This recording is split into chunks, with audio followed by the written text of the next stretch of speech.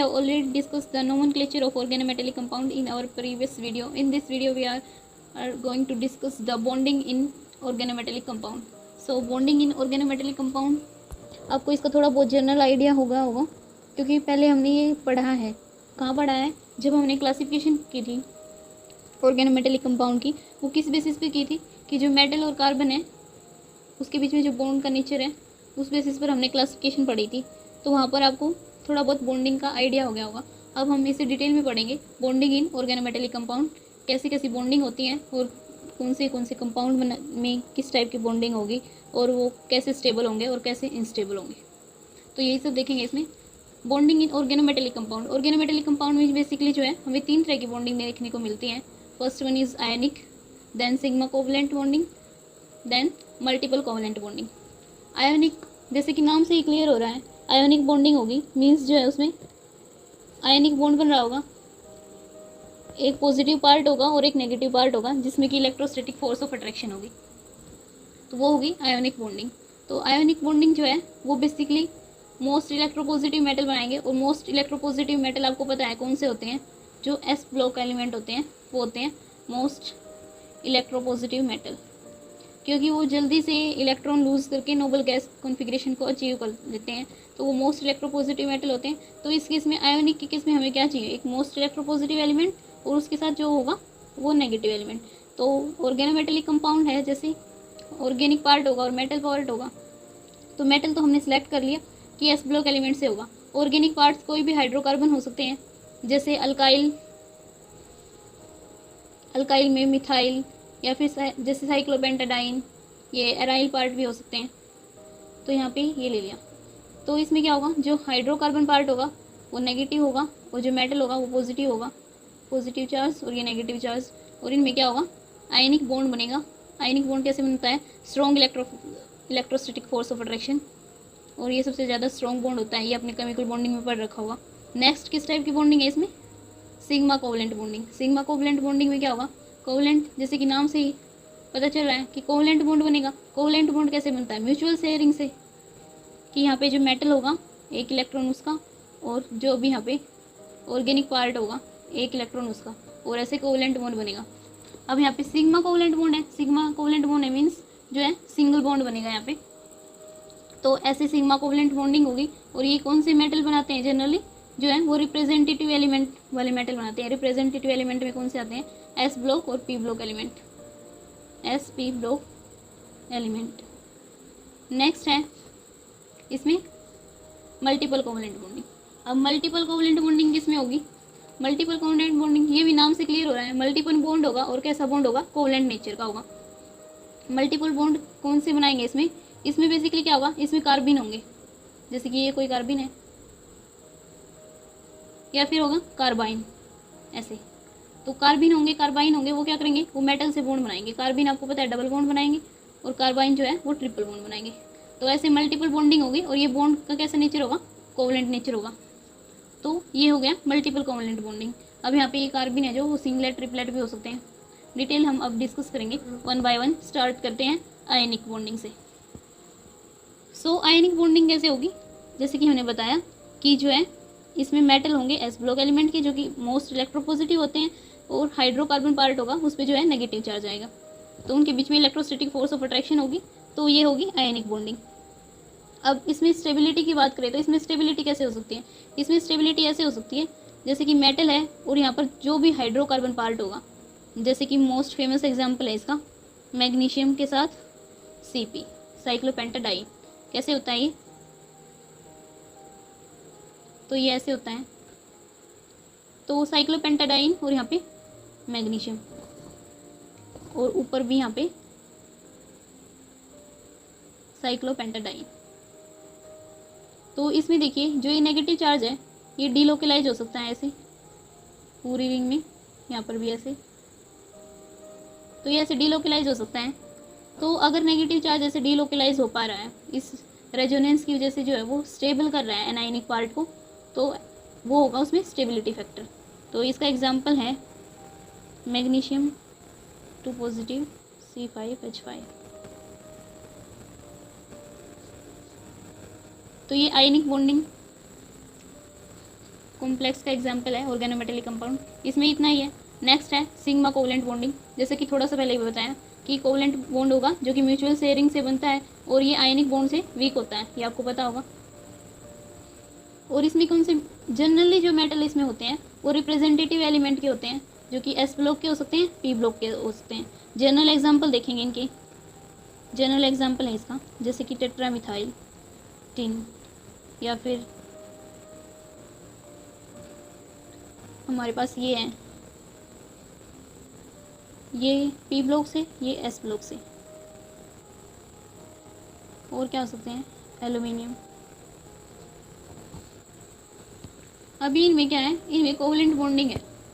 अब आपको पता है जब भी कोवलेंट बॉन्डिंग होगी तो उस केस में क्या होगा, पोलैरिटी कैसे आती है कोवलेंट बॉन्ड में, वो डिपेंड करता है कि जो मेटल है हमारा और जो कार्बन ऑर्गेनिक पार्ट है उसके बीच में जो इलेक्ट्रोनेगेटिविटी डिफरेंस है वो कैसा है। अगर इनके बीच में इलेक्ट्रोनेगेटिविटी डिफरेंस ज़्यादा होगा तो यहाँ पे उतना ही ज़्यादा पॉजिटिव चार्ज आ जाएगा, पार्शियल पॉजिटिव, और यहाँ पे नेगेटिव चार्ज आ जाएगा। अगर इलेक्ट्रोनेगेटिविटी डिफरेंस बहुत कम है तो बहुत कम पोलैरिटी जनरेट होगी, अगर बहुत ज़्यादा है तो ज़्यादा पोलैरिटी जनरेट होगी। अब ये तो थी रिप्रेजेंटेटिव एलिमेंट की बात, कि मोस्ट ऑफ द केस में इसमें क्या होते हैं, रिप्रेजेंटेटिव एलिमेंट होते हैं जो कि स्टेबल कॉम्प्लेक्स बनाते हैं सिग्मा कोवलेंट बॉन्डिंग में। अब इसके अलावा क्या है, सिग्मा कोवलेंट बॉन्डिंग जो है ऑर्गेनोमेटेलिक कंपाउंड में, वो रिप्रेजेंटेटिव एलिमेंट के अलावा ट्रांजिशन मेटल भी शो करते हैं। तो ट्रांजिशन मेटल कैसे, जैसे कि ट्रांजिशन मेटल यहाँ पे ले लें हम, ये टाइटेनियम का एग्जांपल ले लें या फिर टंगस्टन का ले लें। तो ये कुछ ऐसे हैं जिनमें क्या होता है, सिग्मा कोवलेंट बॉन्डिंग होती है।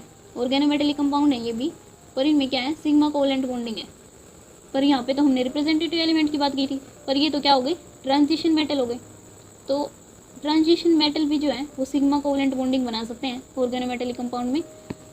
और क्या होगा, जो ट्रांजिशन मेटल ये बनाएंगे, जो ये अभी कंपाउंड है ऑर्गेनोमेटेलिक कंपाउंड, ये क्या होंगे, ये इतने स्टेबल नहीं होंगे, ये जो है इजीली डिकम्पोज हो जाएंगे।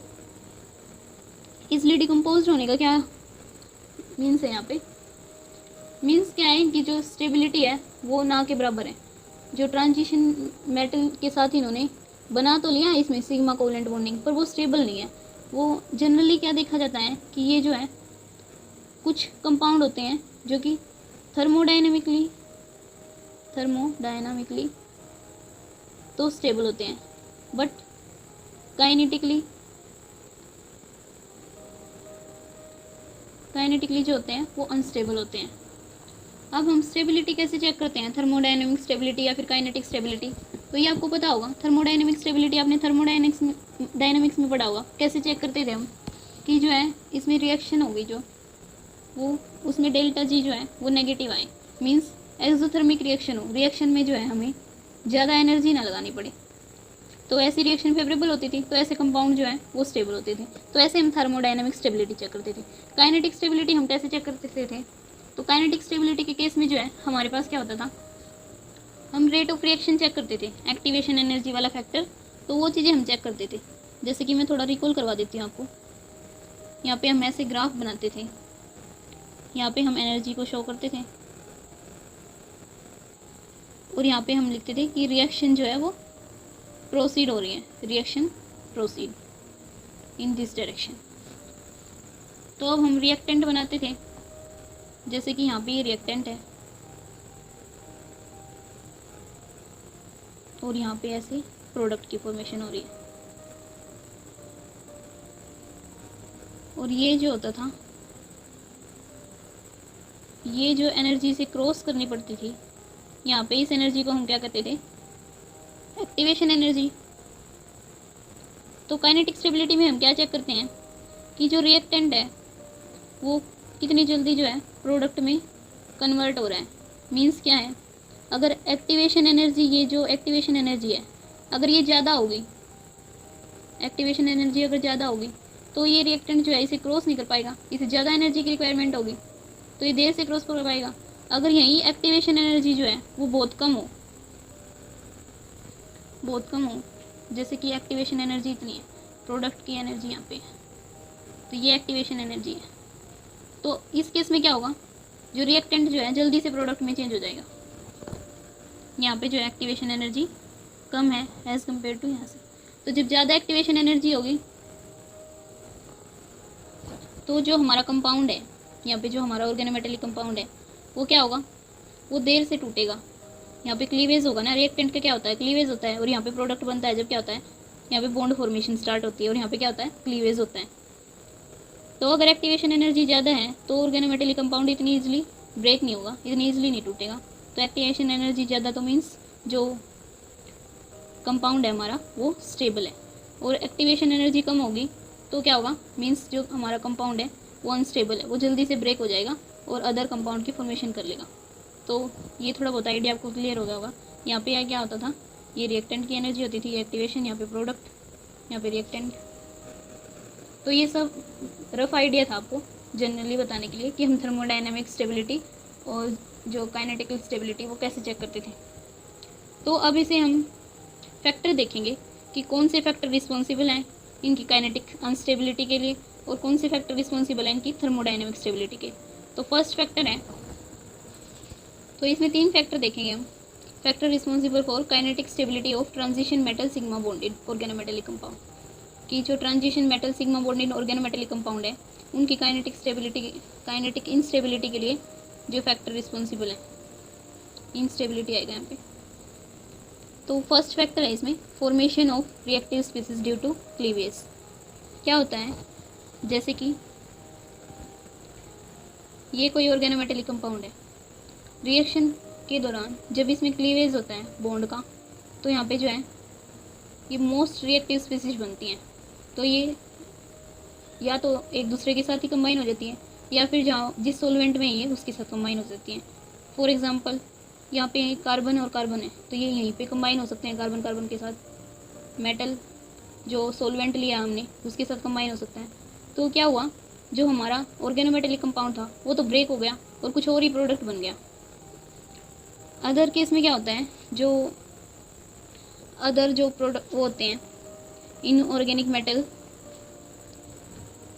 मेटल लिगेंड जो बॉन्ड होते हैं, जैसे कि मेटल और यहाँ पे हाइड्रोक्साइड, यहाँ पे मेटल और यहाँ पे एक्स, कोई भी हेलोजन हो सकता है।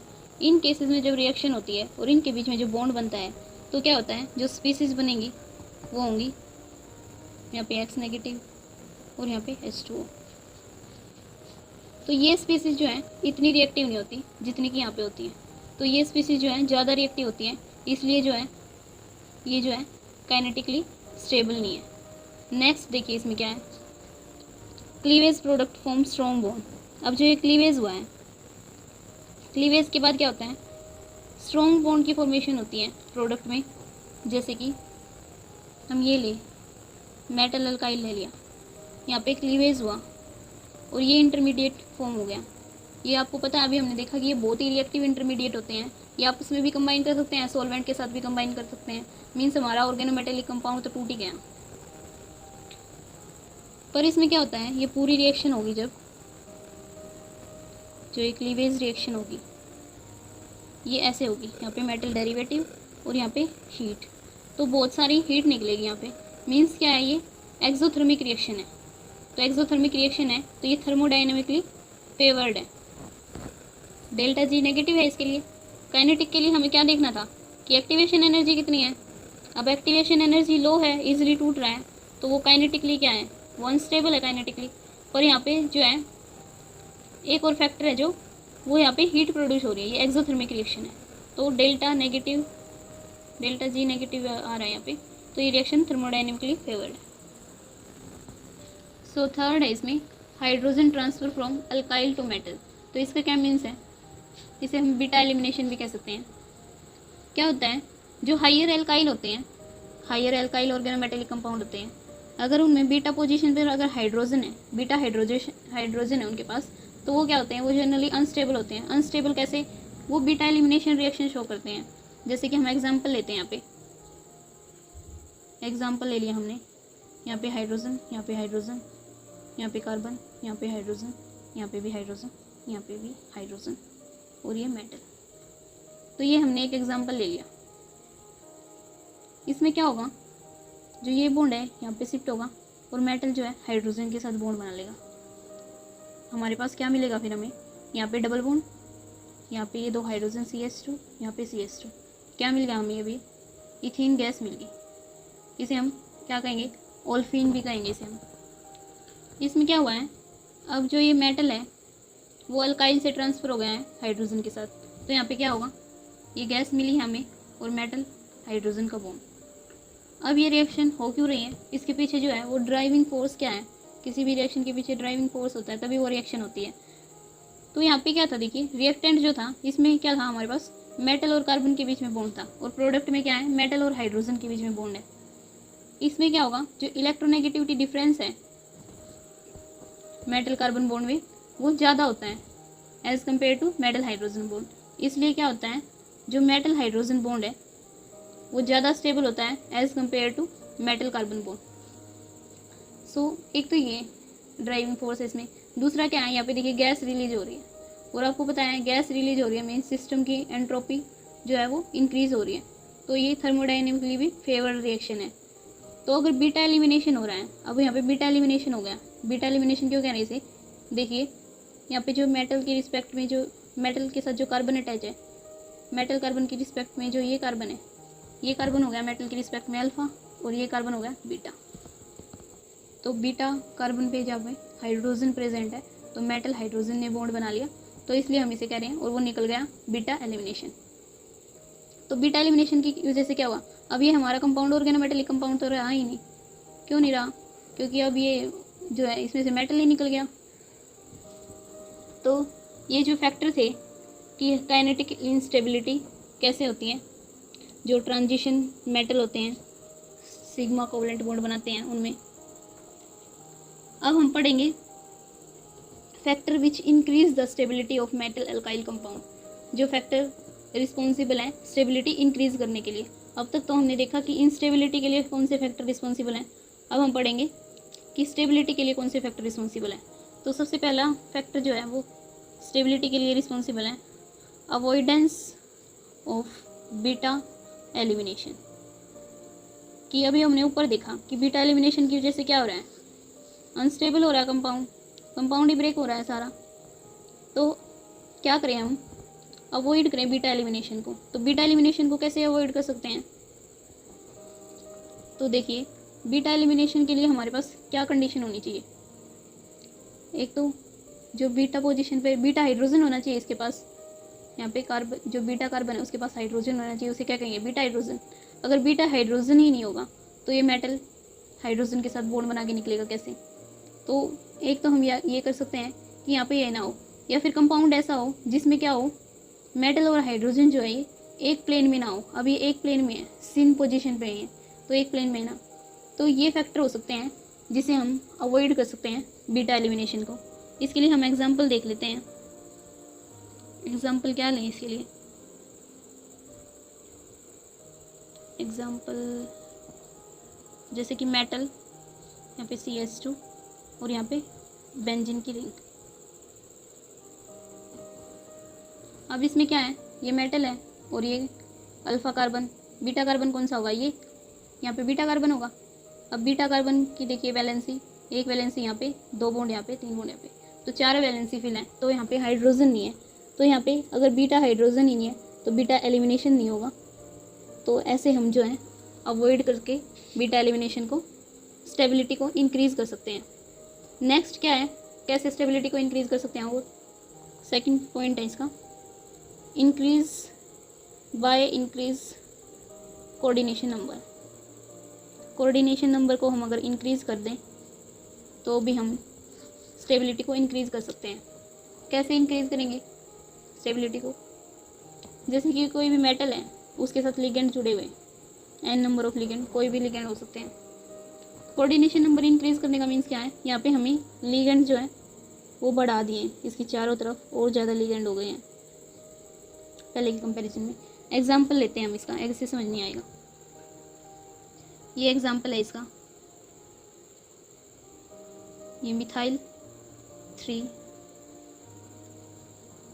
फिर यहाँ पे क्या किया हमने, इसमें ऐड कर दिया बाई पाइरिडीन, तो ये क्या बन गया 4 यहाँ पे ये 4, तो टेट्रामिथाइल टाइटेनियम लिया, उसमें क्या किया, बाईपायरिडीन ऐड कर दिया। अब यहाँ पे देखिए इसका कोऑर्डिनेशन नंबर कितना है, 4, और यहाँ पे इसका कोऑर्डिनेशन कितना है, 6, तो कोऑर्डिनेशन नंबर इंक्रीज हो गया।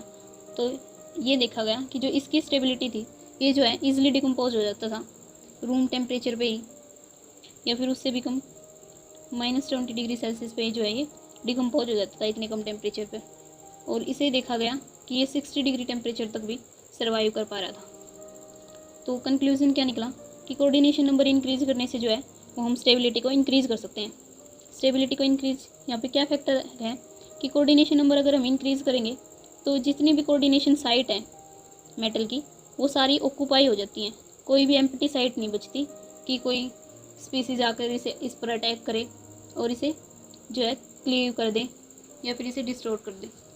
तो ये फैक्टर था इंक्रीजिंग कोऑर्डिनेशन नंबर स्टेबिलिटी को इम्प्रूव करने के लिए। नेक्स्ट फैक्टर जो है वो चिलेशन।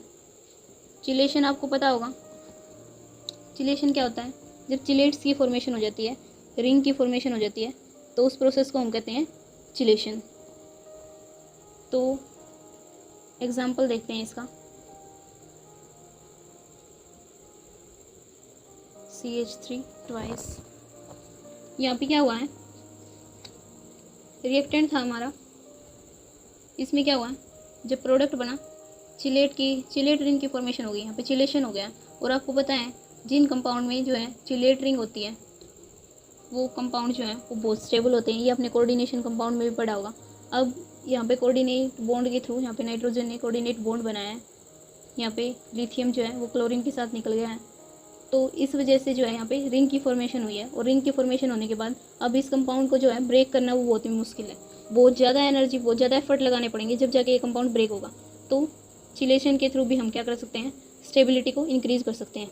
नेक्स्ट लास्ट जो फैक्टर है इसमें वो है delocalization of negative charge on carbon.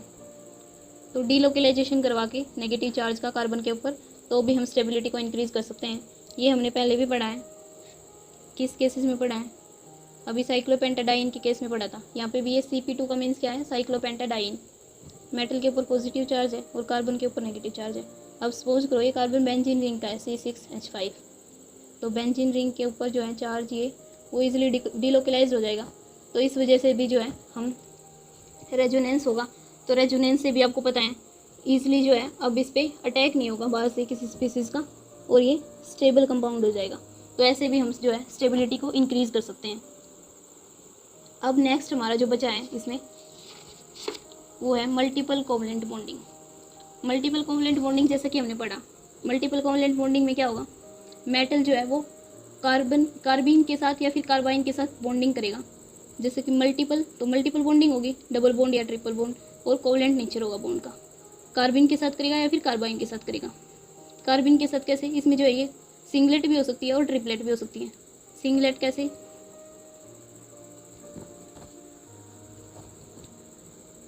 ऐसे एक ही ऑर्बिटल में दोनों, और ऐसे ट्रिपलेट।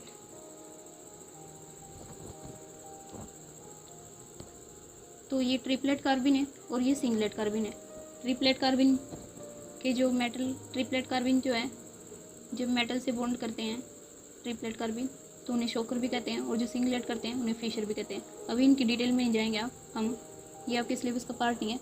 और कार्बिन आपको पता होगा, आपने पढ़ रखी होंगी कि ये ट्रिपलेट और सिंगलेट कार्बिन होती कैसे हैं। इसमें जो है एक ही ऑर्बिटल में ये दोनों इलेक्ट्रॉन होते हैं और इसमें अलग अलग ऑर्बिटल में होते हैं। तो इसकी डिटेल अभी हम स्टडी नहीं करेंगे, अभी हम मल्टीपल कोवलेंट बॉन्डिंग पर ध्यान देंगे। तो क्या हुआ, इसमें देखा गया कि जो मेटल है और कार्बिन है इसके बीच में जो ये बॉन्डिंग है, multiple bonding, multiple covalent bonding है जो ये इसके बीच में, वो क्या है, वो जो नॉर्मल मेटल कार्बन बॉन्ड है सिंगल बॉन्ड, उससे तो जो है हमें कम बॉन्ड लेंथ मिली इसकी। मेटल कार्बन के बीच में जो बॉन्डिंग होती है नॉर्मली, उससे जो है यहाँ पे जो है हमें कम बॉन्ड लेंथ मिली उसके कंपैरिजन में, यहाँ पे जो मेटल कार्बन की बॉन्डिंग थी। और जो जनरली मेटल कार्बन के बीच में जो डबल बॉन्ड होता है उससे जो है यहाँ पे लार्ज बॉन्डिंग मिली। मीन्स क्या था, जो इनके बीच में जो बॉन्डिंग थी, बॉन्ड लेंथ थी, वो इनके बिटवीन में जो है लाई कर रही थी, जो है इनके बीच में लाई कर रही थी इनकी बॉन्ड लेंथ। तो मेटल कार्बन सिंगल बॉन्ड से क्या मिली हमें, स्मॉल मिली, और मेटल कार्बन डबल बॉन्ड से हमें क्या मिली, लार्ज मिली। तो इससे हमें कंक्लूजन निकाला कि जो ये मेटल और कार्बन के बीच में जो बॉन्डिंग है वो सिंगल बॉन्ड की बॉन्ड लेंथ और डबल बॉन्ड की बॉन्ड लेंथ के बीच में लाई कर रही है, बीच में लाई कर रही है। तो यहाँ पे कंक्लूजन एक ही हो सकता था कि मे बी यहाँ पे जो है रेजोनेंस हो रहा हो। रेजोनेंस कैसे, जैसे कि यहाँ पे जो है ये मेटल है और ये कार्बन हम शो कर रहे हैं ऐसे, और फिर यहाँ पे आर ग्रुप, एक आर ग्रुप लगा दिया हमने, एक एक्स ग्रुप लगा दिया। यहाँ पे जो ये एक्स है ये ओ एम ही हो सकता है और एन एम ही हो सकता है। एम ई क्या है यहाँ पे, मिथाइल। तो हमने यहाँ से कंक्लूजन निकाला कि इसमें रेजोनेंस पॉसिबल हो सकता है। तो रेजोनेंस कैसे होगा, ये बॉन्ड यहाँ पे शिफ्ट और ये बॉन्ड यहाँ पे शिफ्ट, तो क्या बनेगा रेजोनेटिंग स्ट्रक्चर इसका, यहाँ पे नेगेटिव चार्ज आ जाएगा और यहाँ पे सिंगल बॉन्ड और यहाँ पे डबल बॉन्ड और यहाँ पे आर ऐसे। रेजोनेंस में भी फर्दर क्या देखा गया कि जो ये स्ट्रक्चर है इसकी जो है चांसेस ज़्यादा है एग्जिस्ट करने के लिए। ज़्यादा क्यों है, देखिए इसमें जो यहाँ पे कार्बन और हेलोजन के बीच में ये जो डबल बॉन्ड है, तो इससे क्या होगा, यहाँ पर जो है ये रिस्ट्रिक्ट करेगा किसे, रोटेशन को। आपको पता है सिंगल बॉन्ड है अगर किन्हीं दो एटम के बीच तो आप इसे ईजिली रोटेट कर सकते हैं, और अगर डबल बॉन्ड है तो आप इसे रोटेट नहीं कर सकते। सो यहाँ पे जो है रोटेशन जो है वो रिस्ट्रिक्शन थी रोटेशन पर कार्बन और हेलोजन के बीच में। हेलोजन नहीं, यहाँ पे जो एक्स जो भी ग्रुप हमने रखा है एक्स की प्लेस पे, जनरली एक्स को हेलोजन लेते हैं तो हेलोजन बोल रहे हैं बार बार, हेलोजन नहीं होगा यहाँ पे, ऑक्सी दैट इज मिथॉक्सी। तो क्या था हमारे पास जो स्ट्रक्चर था, मेटल कार्बिन था, मेटल कार्बिन का ऑर्गेनोमेटेलिक कंपाउंड था जिसमें कि हमें पता नहीं था कि जो ये बॉन्ड है ये वो डबल बॉन्ड है सिंगल बॉन्ड है, तो ये डबल बॉन्ड और सिंगल बॉन्ड के बीच एग्जिस्ट कर रहा था। तो इसके हमने ऐसे रेजोनेटिंग स्ट्रक्चर बनाए जिसमें से ये रेजोनेटिंग स्ट्रक्चर डोमिनेट कर रहा था। अभी नेक्स्ट इसमें क्या है कि इसमें जो है फर्स्ट जो कॉम्प्लेक्स था कार्बन कॉम्प्लेक्स वो सिंथेसाइज किया गया था फीसर के द्वारा, फीसर साइंटिस्ट के द्वारा इन 1964 में। वो कॉम्प्लेक्स कौन सा था, कार्बोनिल लिगेंड 5, मेटल था उसमें टंगस्टन, और यहाँ पे ये कार्बिन ROMe। यहाँ पे R कोई भी अल्काइल ग्रुप हो सकता है, अराइल ग्रुप हो सकता है। तो इसे कैसे बनाएंगे हम, बीच में मेटल लेंगे और फिर हम यहाँ पे ऐसे लिगेंड अटैच कर देंगे, यहाँ पे कार्बोनिल लिगेंड ऐसे, और यहाँ पे हम कार्बिन अटैच करेंगे। कार्बिन के साथ क्या है, एक R ग्रुप है और एक ये OMe। तो ये पोर्शन यहाँ पे रिप्रेजेंट कर दिया, और यहाँ पे ये जो 5 लिगेंड यहाँ पे और कार्बिन यहाँ पे, और बीच में ये क्या है, मेटल। और अब आपको पता है कार्बिन के साथ जो है वो डबल बॉन्ड बनाएगा यहाँ पे, तो ऐसे डबल बॉन्ड। तो ये था फर्स्ट कॉम्प्लेक्स। कार्बाइन के केस में क्या होगा, कार्बाइन के केस में जो होगा वो यहाँ पे ट्रिपल बॉन्ड हो जाएगा, ट्रिपल बॉन्ड हो जाएगा तो ये पोर्शन यहाँ से हट जाएगा। सो ये कार्बाइन कॉम्प्लेक्स है। तो ये था हमारा बॉन्डिंग इन ऑर्गेनोमेटेलिक कंपाउंड, जिसमें कि 3 टाइप की बॉन्डिंग होती है, आयोनिक, सिग्मा कोवेलेंट और मल्टीपल कोवेलेंट। जो आयोनिक बॉन्डिंग है वो एस ब्लॉक एलिमेंट शो करते हैं, मेटल उसमें एस ब्लॉक एलिमेंट के होते हैं, और जो कोवेलेंट है वो जनरली रिप्रेजेंटेटिव एलिमेंट के होते हैं। रिप्रेजेंटेटिव एलिमेंट में कौन से आते हैं, एस ब्लॉक एलिमेंट और P block element, means group 1, 2 और ग्रुप 13 to 18। और इसके जो कुछ ट्रांजिशन मेटल भी शो करते हैं सिग्मा कोवेलेंट बॉन्डिंग, पर जो उनके कंपाउंड होते हैं वो जनरली अनस्टेबल होते हैं। उनकी स्टेबिलिटी फिर हमने चेक की, काइनेटिकली स्टेबल हैं, थर्मोडायनेमिकली स्टेबल हैं। तो जनरली क्या दिखेगा कि वो काइनेटिकली जो है अनस्टेबल होते हैं और थर्मोडायनेमिकली स्टेबल होते हैं ज़्यादातर कंपाउंड। फिर हमने देखा multiple covalent bonding. Multiple covalent bonding metal carbenes या कार्बाइन के साथ जो बॉन्डिंग करते हैं तो वो मल्टीपल कोवेलेंट बॉन्डिंग, जिसमें कि हमने देखा कि रेजोनेंस का फिनोमिना होता है, वो हमने कंक्लूड किया उसकी बॉन्ड लेंथ के अकॉर्डिंग। फिर हमने देखा कि जो फर्स्ट जो है कॉम्प्लेक्स है कार्बिन का, वो 1964 में जो है वो सिंथेसाइज किया गया। फिशर साइंटिस्ट के द्वारा। तो ये फर्स्ट कॉम्प्लेक्स लिखा हमने कार्बिन कॉम्प्लेक्स, और फिर ये लास्ट में कार्बाइन कॉम्प्लेक्स। तो इस वीडियो में इतना ही। नेक्स्ट हम करेंगे ऑर्गेनोलिथियम कंपाउंड।